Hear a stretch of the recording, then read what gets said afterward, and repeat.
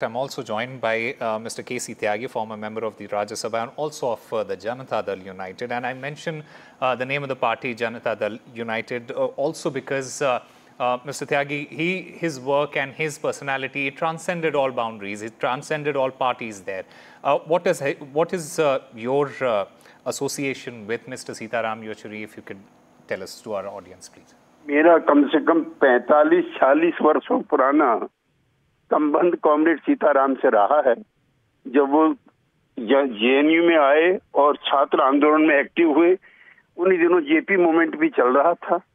जनता party के 77 में गठन के बाद जनता पार्टी के युवा संगठन का मैं ऑल इंडिया का जनरल सेक्रेटरी था और वो एसएफआई के।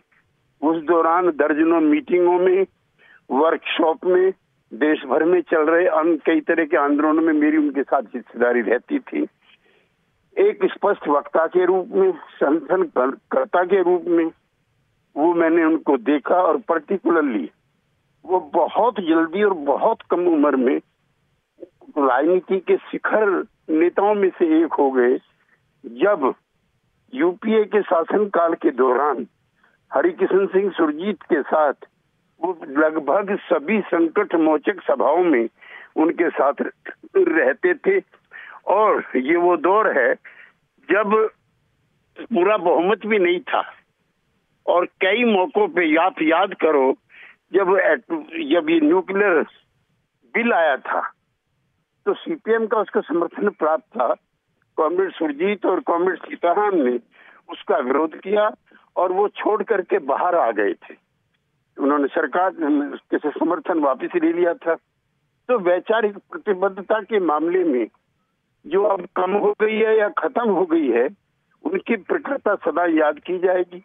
मुझे अपना राज्यसभा का कार्यकाल उनके साथ गुजारा, वो भी मुझे याद रहेगा। सामने नेता सदन अरुण जेटली हुआ करते थे और एक तरफ हमारी कतार थी, सीताराम येचुरी, शरद यादव, डीपी त्रिपाठी, मैं खुद, आनंद शर्मा, ये सब वो लोग हैं जो एक पीढ़ी में एक साथ आए थे।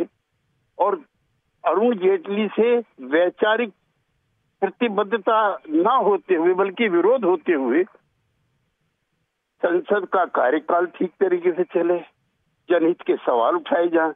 उन्होंने कभी भी अरुण जेटली के साथ नॉन कोऑपरेट नहीं किया।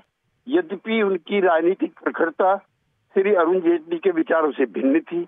राजनीति में इतनी कम उम्र में, हालांकि मुझसे 2-3 वर्ष इस समय वो छोटे थे, लेकिन कम्युनिस्ट पार्टी के इतिहास में कम से कम 70 साल का ना हो तो उसको महासचिव नहीं बनाते थे।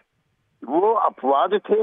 उससे पहले सुरजीत थे, उससे पहले नंबूदरीपाद थे, उससे पहले बीटी रणदीवे थे, ऐसे डांगे थे, राजेश्वर राव थे। आप उनकी राजनीतिक प्रखरता का इसी से अंदाज लगा सकते हो कि 50-55 साल की उम्र में वो कम्युनिस्ट पार्टी के, इंटरनेशनल कम्युनिस्ट पार्टी के शीर्षस्थ नेताओं में से थे। कई बार विदेश में मुझे उनके साथ जाने का, कई डेलीगेशंस में हिस्सा लेने का मुझको अवसर प्राप्त हुआ। आज भारतीय राजनीति में जो पुरानी पीढ़ी थी उसका सबसे प्रखर, सबसे तेजस्वी, सबसे शानदार नेता खो दिया। अब वो राजनीति भी कमजोर पड़ी है और वो नेताओं के स्वभाव और आस्थाएं भी कमजोर हुई हैं। जब असहमति रहते हुए भी साथ साथ काम किया जाता था और ईर्ष्या, विद्वेष, जलन से कोई वास्ता नहीं था, तो एक स्वस्थ लोकतांत्रिक परंपरा का बेहतरीन इंसान जाने का मुझे बहुत ज्यादा अफसोस है। हमारे नेता और मुख्यमंत्री नीतीश कुमार से भी उनके बेहद करीब रिश्ते थे।